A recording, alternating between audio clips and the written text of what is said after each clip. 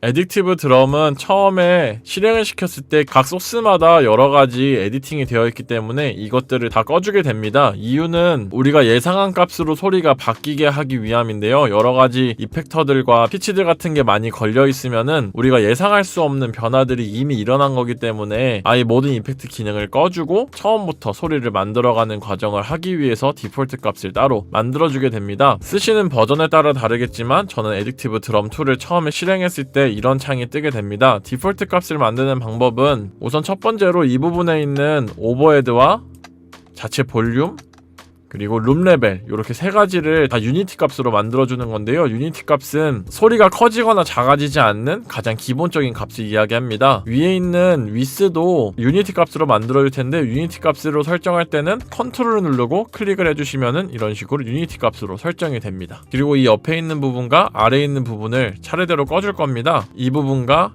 이 부분을 클릭을 해주시면 모든 이펙터들이 다 꺼지게 됩니다. 킥 같은 경우에 지금 프론트와 비터라고 적혀 있는데요. 흔히들 킥 인 아웃이라고 하는 마이크의 밸런스를 말하는 것인데 이것도 컨트롤을 누른 상태로 클릭을 해서 유니티 값으로 맞춰줍니다. 나머지 값들도 다 같은 식으로 해주시면 됩니다. 근데 이때 스네어 버즈는 조금 줄여주시는 게 좋습니다. 그리고 아까 킥에서는 안 걸려 있어서 설명을 안 드렸는데 샌드도 꺼주시는 게 좋습니다.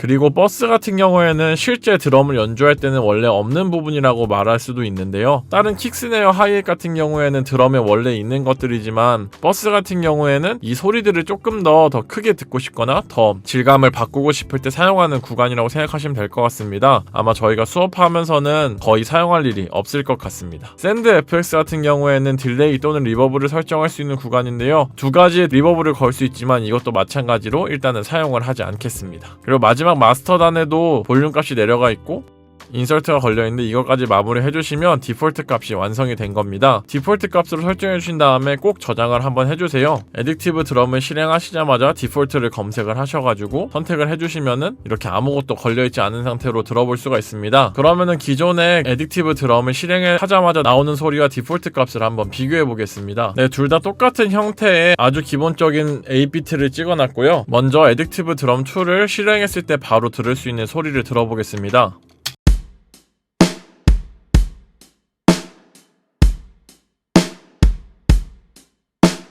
그 다음은 아무것도 걸지 않은 디폴트 값을 들어보겠습니다.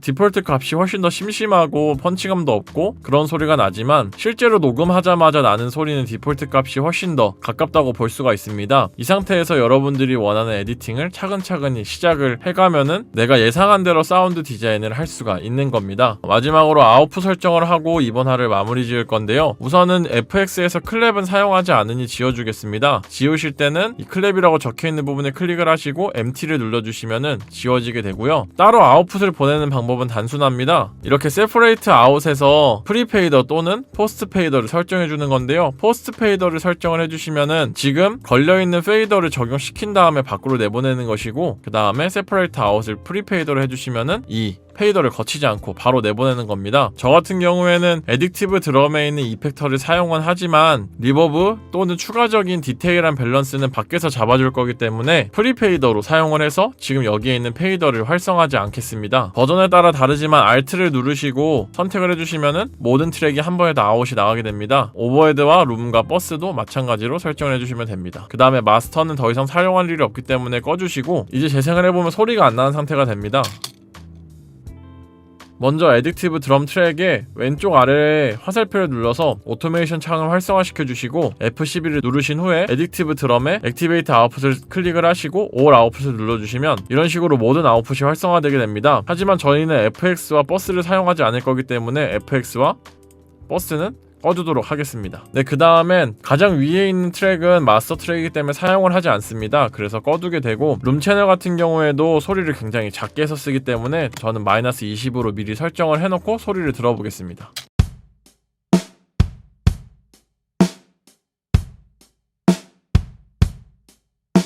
아까보다 훨씬 더 공간감이 줄어든 거는 룸이 작아져서 그런 거고요. 이 상태까지 설정하셨으면 애딕티브 드럼 2를 원하는 사운드 디자인을 할 수 있는 가장 기본 형태를 만들어 두신 겁니다. 네, 여기까지 애딕티브 드럼 2에 대한 아주 간단한 설명이었고요. 앞으로 몇 회차에 걸쳐서 애딕티브 드럼 2에 대한 설명을 하게 될 텐데 제가 라이브 때 애딕티브 드럼 가상악기를 쓰는 걸 보시고 레슨을 받으러 오시거나 아니면 따로 질문해 주시는 분들이 많더라고요. 그래서 만들어 보게 되었고요. 앞으로 강좌 올리면서 궁금한 부분 생기시면은 댓글 달아주시고 제 앞으로 할 강좌에 포함된 부분이면은 조금만 기다려달라고 댓글을 남기게 될 것 같습니다. 그 부분만 좀만 양해해 주시고 오늘 설명한 디폴트 세팅 정도만 설정해놓고 사용을 하셔도 너무 과하게 가공된 소리가 아니기 때문에 작업하실 때 조금 더 편안하게 작업을 하실 수가 있을 겁니다. 네, 아무튼 오늘도 봐주셔서 감사하고요.